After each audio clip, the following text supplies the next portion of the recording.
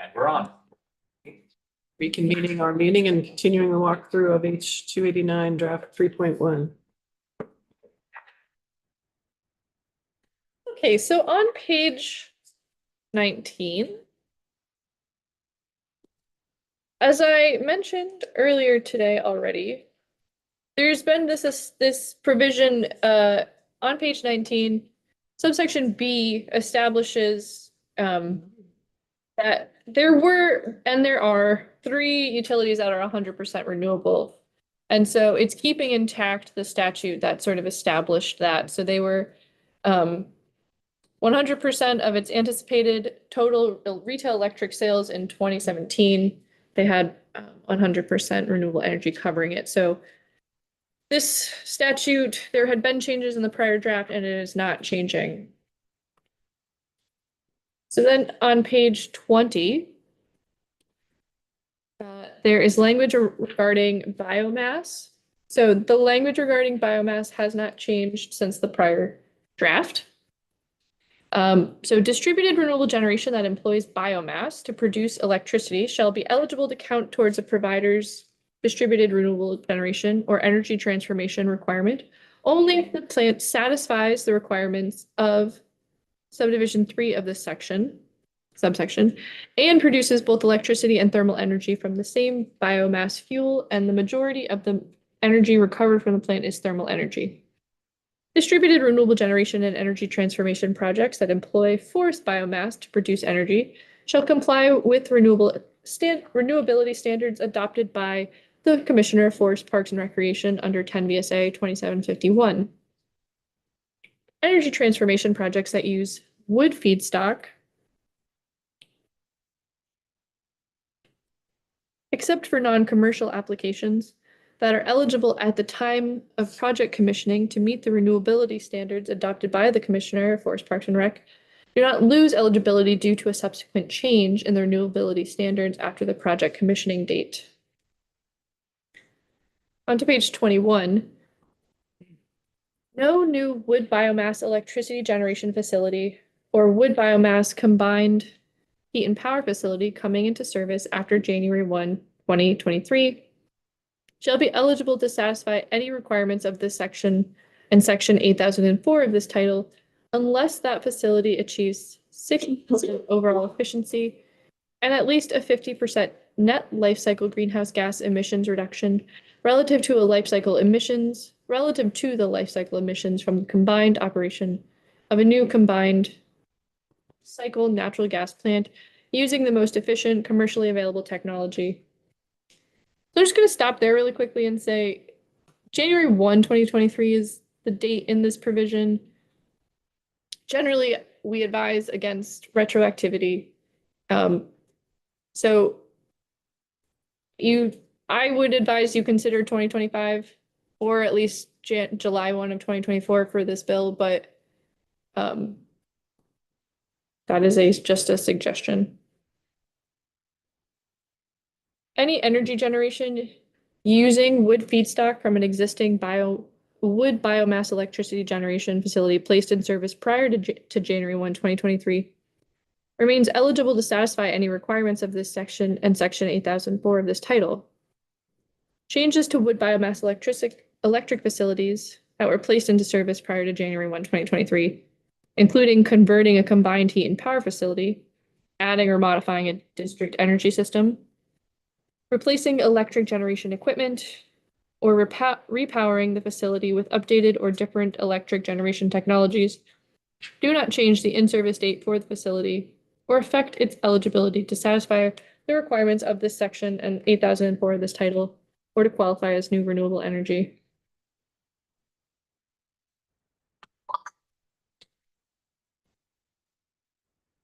Hydropower. There is a change here on page 21.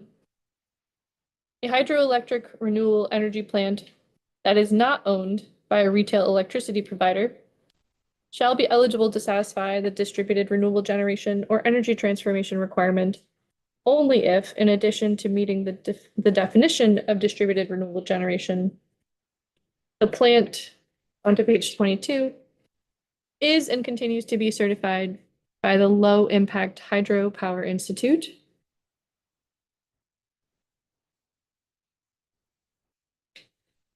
or after January 1, 1987, received a water quality certification pursuant from ANR. So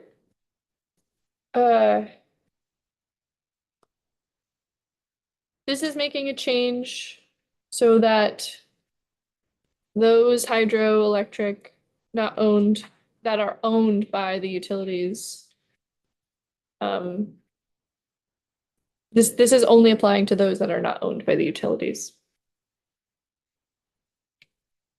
Stebbins. I'm struggling with like the double negative. I know it's only one knot. But so is this per what Mr. Nolan was saying? And this, I think one of our requests was a list of how many hydro dams might be included, just to get a sense of the landscape. Yeah. Because if it's like See 'em, 200 or, yeah. Sorry, Jonathan Wolf from Primer Piper. I guess on behalf of that. So this is what Ken had requested, and he had sent a letter with a list of the dams to you all. So you have that, or at least the chair and vice chair has it. There's about, trying to find it here for you. This request would allow them, right now they can use their dams for tier 1 and allow them to use it for tier 2. And you probably flip the framework of that. And then the list of dams, sorry, data for you.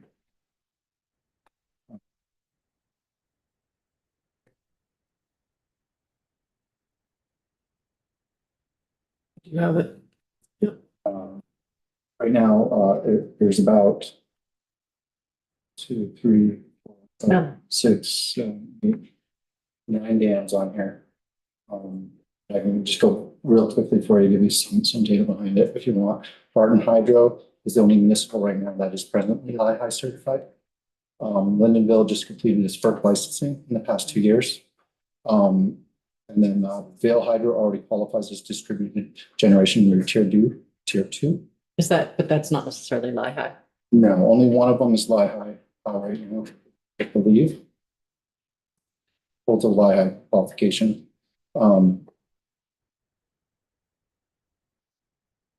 Lindenville just completed its FERC. Enosburg and Swanton are in the middle of relicensing process. Missisquoi and Hardwick is the only municipal hydro facility that does not require FERC licensing. That makes sense too. But it's all laid out in that letter that he sent to you. Yeah, Will, did you post that? Can you post that? You were copied on, it's from Ken Nolan. It's an email from Ken.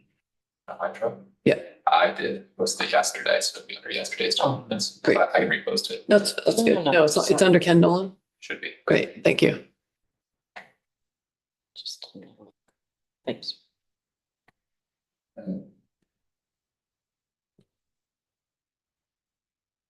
Did you want to add something? It's been Clarifying. Did you find it? I'm looking now, but so clarifying question, how many dams? So right now, this would allow for those 9 to count towards tier 2.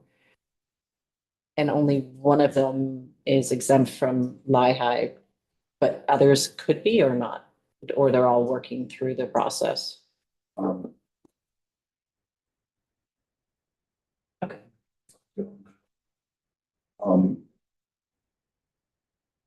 The others are, I know the others are going through their certification.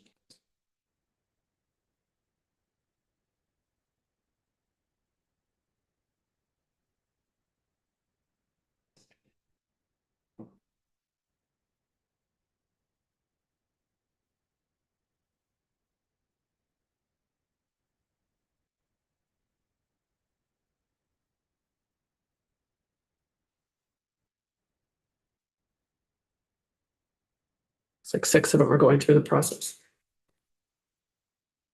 Right now.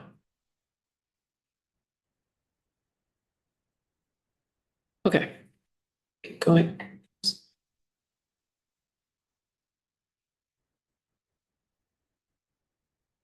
So on page 22, the next section is section 5. So section 8005B is the renewable energy program reports. So first on page 22, there's a change to the name of this committee. So farther down on page 2, the annual report under this section shall include at least each of the following. So this is an existing reporting requirement for the department to report annually on the renewable energy standard.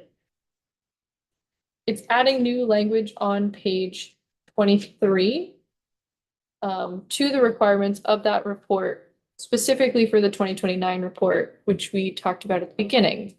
So at the bottom of page 23, the annual report due in 2029 under this subsection shall be prepared in consultation with and issued jointly with the commission as part of a proceeding onto page 24 before the commission with opportunities for participation by the electricity providers, VIPSA, REV, and other members of the public, in addition to the information considered in subdivisions 1 through 3 of this subsection.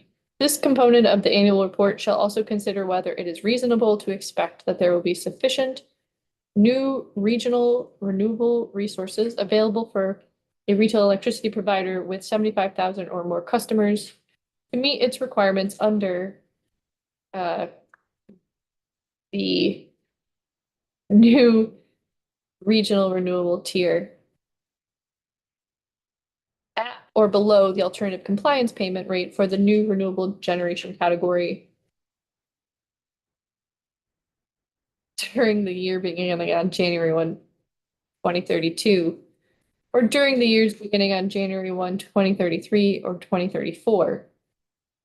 The commission shall not be required to issue this report in a contested case under 3 VSA Chapter 25, and notwithstanding the timeline specified in 30 VSA 202BE1, the commission shall file this annual report on or before December 15, 2028.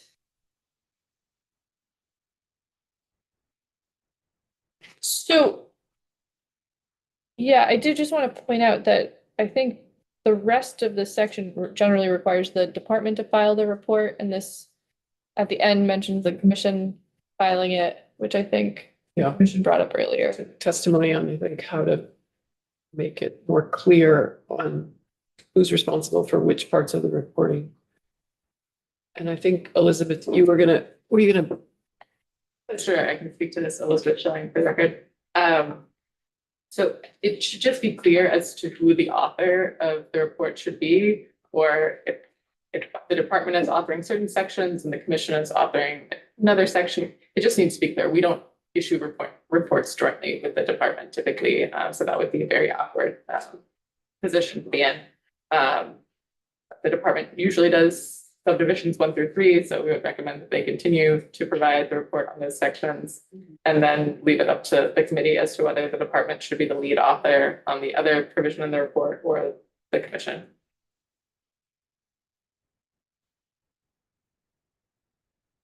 give advice on that? No, I mean, it sounds like they wanted there to be a proceeding on this. If there's a proceeding, the commission could potentially be the lead author, since we'd be conducting some type of proceeding to receive information from GMP and other stakeholders.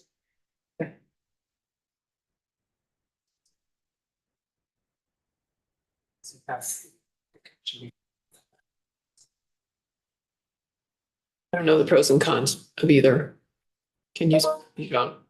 I don't really either. I mean, traditionally, the department has done this. So they have this is a new requirement, so the department has historically, I mean, TJ left, but there's modeling and assessment of how the RES has been working generally done in that report. So this is a different kind of an assessment, but I didn't draft this provision, so.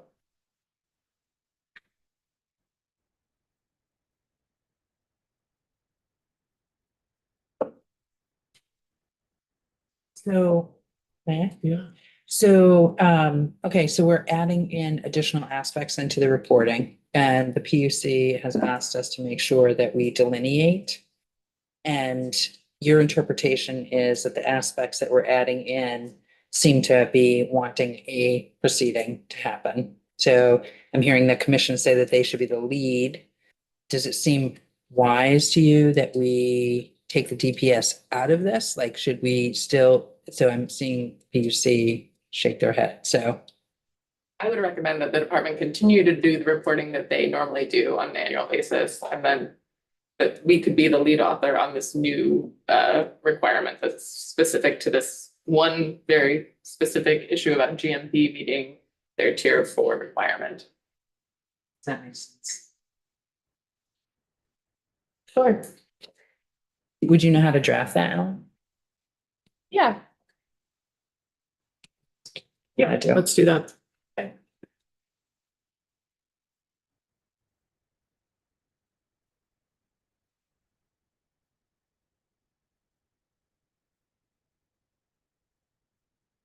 so on page 24, section 6 is this provision about greenhouse gas reduction credits that applies to global foundries. So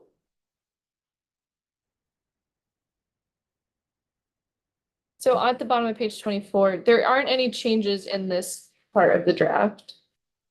Do you want me to go through it? Yeah, like we have been, should do new language. So standard offer adjustment, in accordance with this section, greenhouse gas reduction credits generated by an eligible ratepayer shall result in the adjustment of the standard offer under subdivision 8005A C1 of this title. On to page 25. Or may be utilized by a retail electricity provider that serves a single customer that takes at service at 115 kilovolts to meet the energy transformation requirement under 8005 A3D of this title.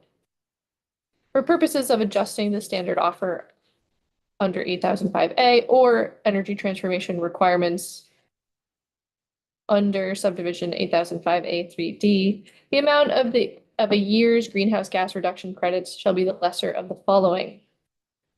The amount of greenhouse gas reduction credits created by an eligible ratepayer served by an eligible provider.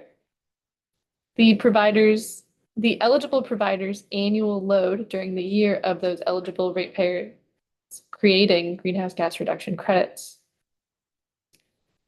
So I'll read through this in a minute, but eligible ratepayer means Global Foundries, and eligible provider also means Global Foundries. So we're just talking about Global Foundries. Until this point, they have, though, been a customer of Green Mountain Power. And I did ask last week, it seems like they've never actually used this provision for the standard offer related part, but it seems though that they're interested in using it for tier 3. So as used in this section, eligible ratepayer means a customer of a Vermont retail electricity provider who takes service at 150 kilovolts and has demonstrated to the commission that it has a comprehensive energy environmental management program. Provision of the customer certification issued under standard 14,001 of the International Organization of Standardization shall constitute as such a demonstration. Eligible provider means a Vermont retail electricity provider who serves a single customer that takes service at 115 volts. On to page 26. Eligible reduction means a reduction in non-energy related greenhouse gas emissions from manufacturing processes at an in-state facility of an eligible ratepayer, provided that each of the following applies. The reduction results from a specific project undertaken by the eligible ratepayer at the in-state facility after January 1, 2023. The specific project reduces or avoids greenhouse gas emissions above and beyond any reductions of such emissions required by federal and state statutes and rules. The reductions are quantifiable and verified by an independent third party as approved by the Agency of Natural Resources and the Commission. Such independent third party shall be certified by a body accredited by the American National Standards Institute as having a certification program that meets the ISO standards applicable to verification and validation of greenhouse gas assertions. The independent third party shall use methodologies specified under 40 CFR Part 98 and the U.S. Environmental Protection Agency greenhouse gas emissions factors and global warming potential figures to quantify and verify reductions in all cases where those factors and figures are available. Greenhouse gas has the same meaning as in 10 VSA 552. On to page 27, greenhouse gas reduction credit means a credit for eligible reductions calculated in accordance with subsection C of this section and expressed as a credit eligible under 8005 AC1, which is standard offer, or is a credit eligible under tier 3. Greenhouse gas reduction credit shall be calculated as follows. Eligible reduction shall be quantified in metric tons of CO2 equivalent in accordance with the methodologies specified in 40 CFR Part 98 and using the US EPA greenhouse gas emissions factors and global warming potential figures, and shall be counted annually for the life of the specific project that resulted in the reduction. A project that converts a gas with a high global warming potential into gas with a relatively lower global warming potential shall be eligible if the conversion produces a CO2 equivalent reduction on an annual basis. Metric tons of CO2 equivalent quantified under subdivision 1 of this subsection shall be converted into units of energy through calculation of the equivalent number of kilowatt hours of generation by renewable energy plants other than biomass that would be required to achieve the same level of greenhouse gas emission reduction through the displacement of market power purchases. For purpose of this subdivision, the value of the avoided greenhouse gas emission shall be based on the aggregate greenhouse gas emission characteristics of page 28 of system power in the regional transmission area overseen by ISO New England. Reporting. An eligible provider shall report to the commission annually on each specific project undertaken by an eligible ratepayer to create eligible reductions. The commission shall specify the required contents of such reports, which shall be publicly available. Representative Tory. Just a quick question for you, Ellen. So the GHG, all the stuff, this aligns with how the Climate Action Office is tracking. What do you mean? I just want to make sure that, we haven't heard from A&R on this. I'm just wondering if there's. I can't hear you, Representative Tory. Sorry. That's okay. I'm just wondering how this tracking and definition compares to how the Climate Action Office is doing. I know they have a study going on right now, or For tracking. they're doing some work on that. I just wondered, is that somebody we might want to talk to? Yeah, to see if this is a time to align it. If it's not.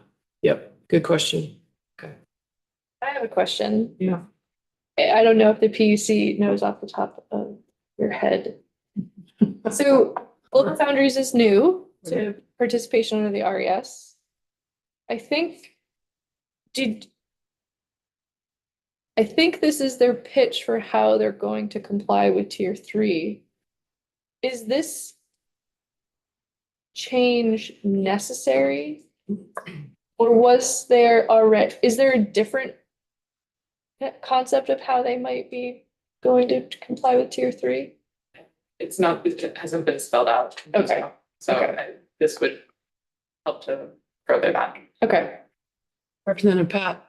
The hypothetical question about, so if it understood from what it says that if, for instance, the EPA requires that they have certain measures in place to reduce their greenhouse gas emissions, they're only getting credit here for anything beyond what they're already required to by a federal agency.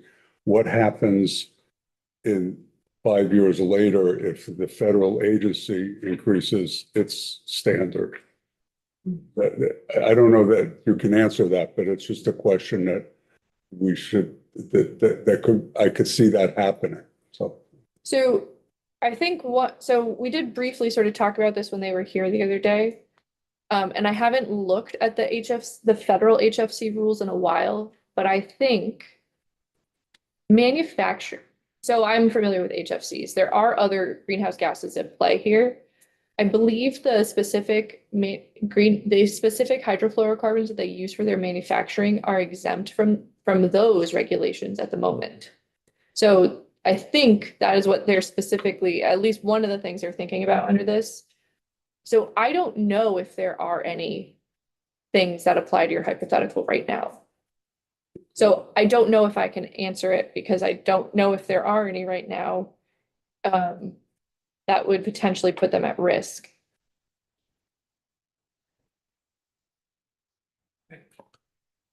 So on page 28, so now we're into the section on net metering. So in accordance with this section, the commission shall adopt and implement rules that govern the installation and operation of net metering systems. The rule shall establish and maintain a net metering program that allows a customer to retain ownership of the environmental attributes of energy generated by the customer's net metering system and of any associated tradable renewable energy credits, or to transfer those attributes and credits to an interconnecting retail provider. And the list, by the way, that's not in this bill, but is in that statute is pretty long of what the requirements for the net metering rules are.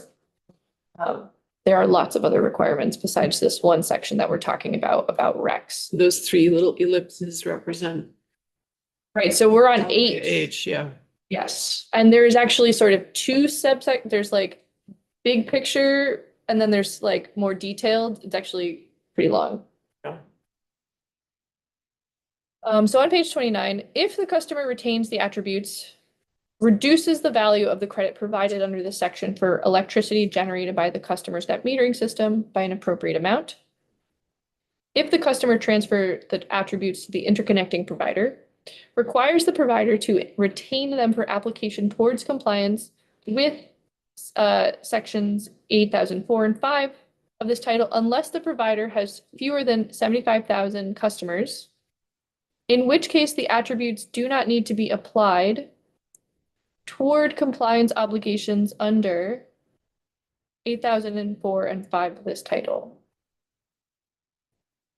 If a retail electricity provider is at 100% renewable under B1 of this title, does not that is 100% renewable, does not retire the transferred attributes under sections 8004 and 5 of this title, requires that the provider apply an equivalent amount of attributes from distributed renewable generation that qualifies under Tier 2 of this title towards its compliance obligation under 8004 and 5 of this title.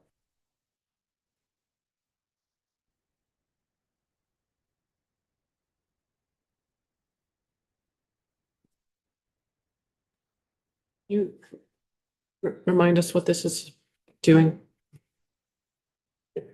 So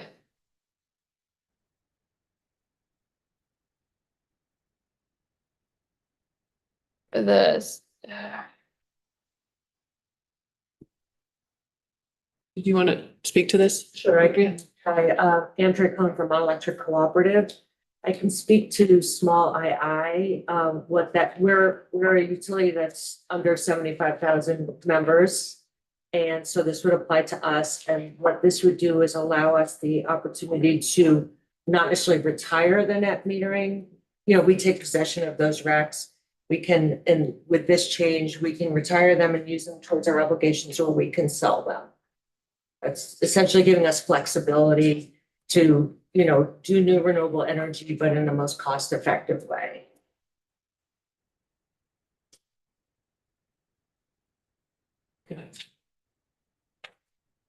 Elizabeth, sorry. This was not the items that you had called. No, right, that's coming.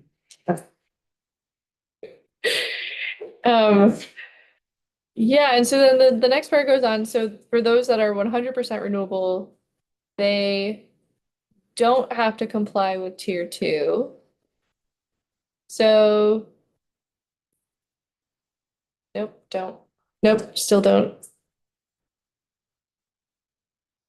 Ben Edgerly Walsh with Vermont Public Interest Research Group for the record.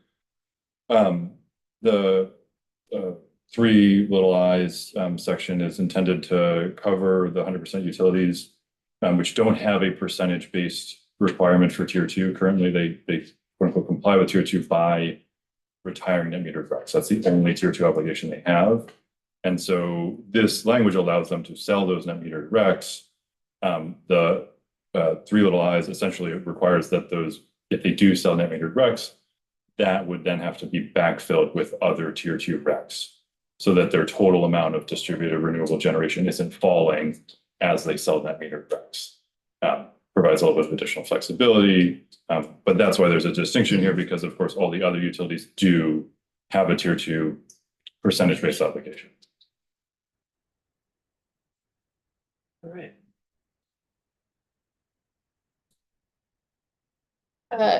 So the rules shall include provisions that govern the amount of credit to be assigned to each kilowatt hour of electricity generated by a net metering customer in excess of the electricity supplied by the interconnecting provider to the customer, the manner in which the customer's credit will be applied to the customer's bill, and the period during which the net metering customer must use the credit, after which the credit shall revert to the interconnecting provider.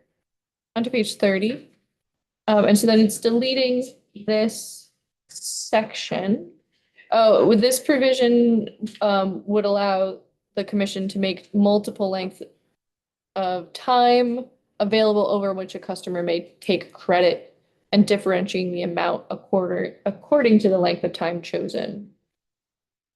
And so I think the request was that they chose not to adopt a rule related to this, so it's extraneous.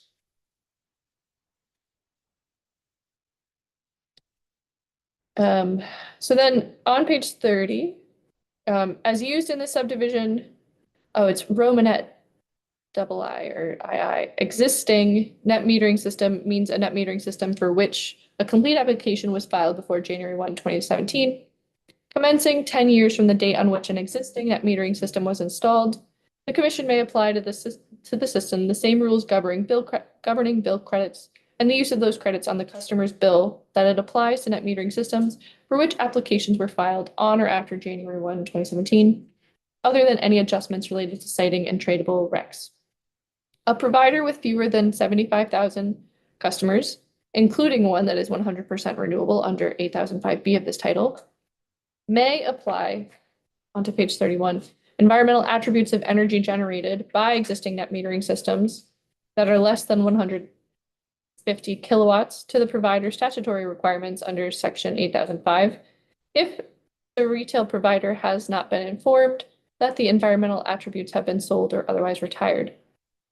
A provider with fewer than 75,000 customers, including one that is 100% renewable under section 8005B of this title, may apply the environmental attributes of energy generated by existing net metering systems that are 150 kilowatts or greater to the provider's statutory requirements under 8005 if the provider demonstrates to the commission that the environmental attributes have not been sold or otherwise retired.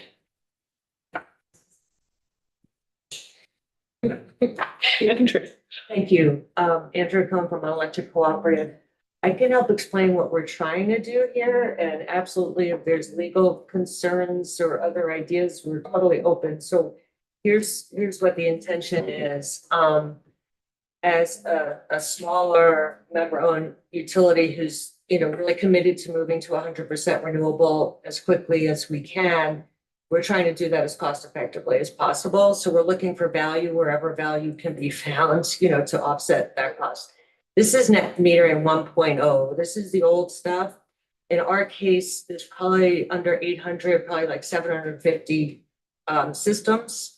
And they kind of age out because they're only so many, I think it's 10 years. And then they have to go into the new system. So every year there's going to be fewer of these. So we're kind of on the decline of that. But what we're hoping to be able to do here is apply. So we're paying for that renewable energy right now. Most of those RECs, we understand, most of that energy is not being used, otherwise, like RECs aren't being retired or sold. And what we're hoping to do is to be able, since we're paying for that energy, use some of that towards our renewable energy requirements. Since we are paying for it, it would be nice to get some credit for it. And there's probably a lot of different ways to do that. And this is one way to do that. And if there's ideas about how to do that better, we're totally open. But that's at least wanted to share. That's what the goal is there, is to get a little value where something we're paying for that we're not getting the value towards our requirements right now. Yeah, thank you for that. I guess the concern that we've heard is that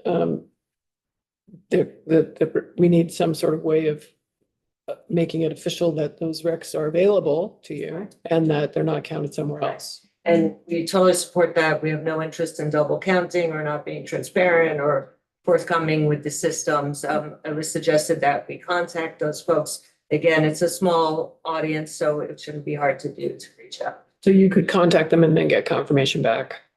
I think the confirmation back is the problem because folks don't have, there's no incentive. So what is outlined here is if we don't hear different, then for the smaller systems, and then the larger systems, we would need positive affirmation. And then the PC has a different take on that. I think we're just still concerned that this passive trying to get approval of the smaller systems still doesn't fully verify that those recs haven't been sold or retired. So there is a risk of double counting. If the language regarding the larger systems, we're comfortable with that. The provider has to demonstrate to the commission that the attributes have not been sold or otherwise retired. We understand there could be difficulties in doing that with the smaller systems, but there's still a risk of double counting. Is there a solution from where you sit? Yeah, And I I don't don't know have one off the top of my head, other than trying to get the consent of these small system owners. And so we can talk about this. We didn't get a chance to do that yet, but happy to do that. Okay, great, thank you. Representative Tory and Pat. Yeah, I was just gonna say, I'm one of those old system owners, Yes. and I have no idea. So I would be happy to respond to my co-op, but I don't, what if I can't even I don't make that know. up? Right. Representative Pat. And interesting that you raised that because the situation I was thinking of was where you put up solar panels on your house and then you sold your house. And now there's a new customer there who has no idea. So Right, let's. Yeah, go I was just gonna add, and as I said earlier, in some of the initial contracts for these systems, the recs may have been transferred to the installer. And so they may be aggregating them and selling them and retiring them. So that's the concern. Yeah, I got it. Okay, let's, Really briefly, it'd be nice to know what the scale of the problem. it would be nice to know what the scale of 850 small solar is worth. So, I will say every little bit is worth, so if we can work our way through that, because there's a lot of cost pressures, moving faster. If we'd like to move faster, but any little bit we can to get some financial relief we're seeking. okay, so hopefully you'll come back to us with some ideas on that. Moving on. So finally, on page 31 is the report. So on or before January 15th, 2025, the Department of Public Service, after consultation with the Public Utility Commission, VHFA, VHCB, Evernorth, Green Mountain Power, Vermont Electric Co-op, BIPSA, and any other electric utilities that wish to participate, on to page 32, shall submit a report to this committee and the Senate committee. This report will discuss current programs electric utilities have in place to serve income eligible customers, discuss programs, discuss progress affordable housing funders and developers have made to date in connecting projects with solar resources, as well as any barriers to this. List funding sources available for solar and other energy related projects benefiting affordable housing and households with low income, including if it is federal or time limited, and propose comparable successor programs to group net metering for connecting affordable housing developments and income eligible residents of manufactured home communities with solar projects in order to reduce operating costs, reduce resident energy burdens, and encourage electrification and decarbonization of buildings.